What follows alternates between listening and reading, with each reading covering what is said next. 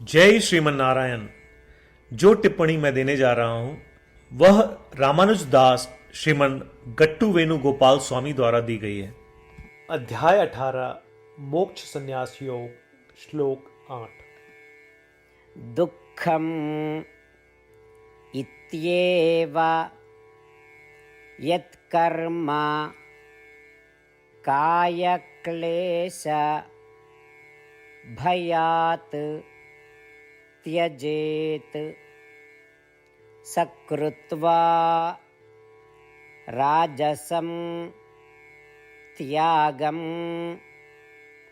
नैव त्यागफलं लभेत। ओम। गीताचार्य श्री कृष्ण परमात्मा अर्जुन के साथ हम सभी को मोक्ष संन्यास योग सिखा रहे हैं।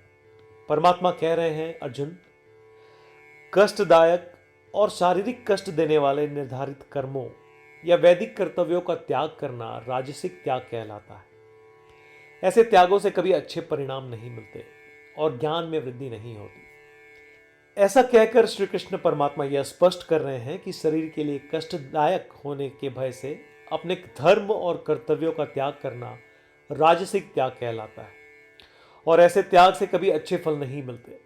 इसलिए हमें अपने निर्धारित वैदिक कर्तव्यों को इस भ्रम से त्याग नहीं करना चाहिए कि वे हमें बांध देंगे, या इस भय से हमें उन कार्यों को करने के लिए कड़ी मेहनत करनी चाहिए।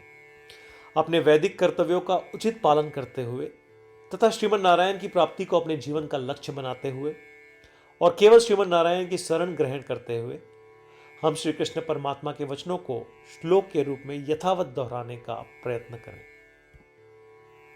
दुःखमित्येव यत्कर्म कायक्लेशभयात् त्यजेत् सकृत्वा राजसं त्यागं नैव त्यागफलं लभेत। श्रीमद् भगवद गीता का संपूर्ण सार श्री कृष्ण परमात्मा द्वारा अध्याय 18 श्लोक 65 से 70 में 8 कार्य करने के लिए दिया गया है। श्री कृष्ण कहते हैं, मुझे वे लोग पसंद है जो इन 8 बातों का पालन करते हैं। मैं उन भक्तों की हर प्रकार से रक्षा करूंगा।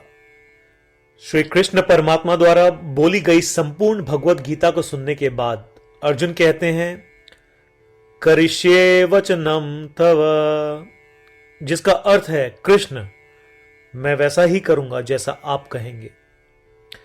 यही कारण है कि श्री कृष्ण ने अर्जुन को सभी प्रकार की सफलताएं और जीत प्रदान की है। आइए परमात्मा को वचन दे कि हम इन 8 कर्मों का पालन करेंगे।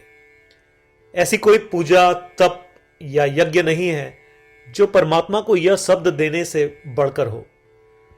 मैं कहूंगा कि ये 8 प्रतिज्ञाएं हमें करनी चाहिए। कृपया आप सभी इन्हें अपने दिल और दिमाग में सोचें।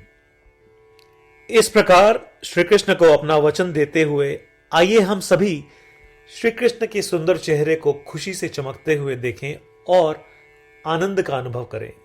जय श्रीमन नारायण। ये हैं हमारे 8 वचन। हमारा पहला वचन, हे श्रीमन नारायण, जैसा आपने निर्देश दिया मैं हमेशा आपका ध्यान करूंगा और आपके बारे में सोचूंगा। हमारा दूसरा वचन, हे श्रीमन नारायण, जैसा कि आपने सलाह दी मैं हमेशा आपका भक्त रहूंगा। हमारा तीसरा वचन, हे श्रीमन नारायण, मैं अपने सभी कार्य आपकी सेवा के रूप में और आपकी संतुष्टि के लिए करूंगा। हमारा चौथा वचन, हे श्रीमन नारायण, जैसा कि आपने अनुसरण करने के लिए कहा था, मुझे पूरा विश्वास है कि मैं आपका हूं और मैं हमेशा अपने हाथ जोड़ूंगा और आपको नमस्कार करूंगा। हमारा पांचवा वचन, हे श्रीमन नारायण, मुझे आपके शब्द मामेकम शरणम व्रज याद आते हैं जो आपने सिर्फ और सिर्फ आपको ही समर्पण करने को कहा था। श्रीमन नारायण, मैं केवल आपके प्रति समर्पण करता हूं। हमारा छठा वचन, हे श्रीमन नारायण, मुझे आपके शब्द माँ शुचः याद आते हैं कि आप हमें शोक न करने का आश्वासन दे रहे हैं। मैं अब शोक नहीं करूंगा। हमारा 7वां वचन। हे श्रीमन नारायण, आपने हमारे लिए श्रीमद् भगवद गीता देकर हम सभी पर कृपा की है और आशीर्वाद दिया है। मैं कम से कम एक श्लोक पढ़ने या सुनने का वादा करता हूं। हमारा 8वां वचन। हे श्रीमन नारायण, आपने सारी मानवता को गीता प्रदान की। मैं गीता में आपके दिव्य शब्दों को उन भक्तों तक फैलाने का प्रयास करूंगा जो गीता से अपरिचित हैं। हमने अभी अभी परमात्मा को 8 वचन दिए हैं। प्रतिदिन श्रीमन नारायण को यह वचन देना कि हम वैसा ही करेंगे जैसा वे कहेंगे, अपने आप में एक महान पूजा है। आइए हम उसे अपने अटल विश्वास के साथ अपना वचन दें।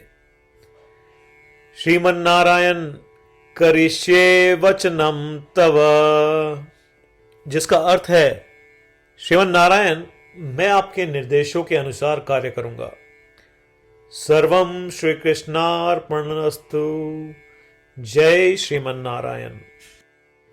दुःखम् इत्येव यत्कर्म कायक्लेश भयात् त्यजेत् सकृत्वा राजसं त्यागं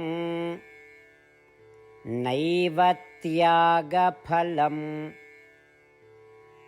लभेत्।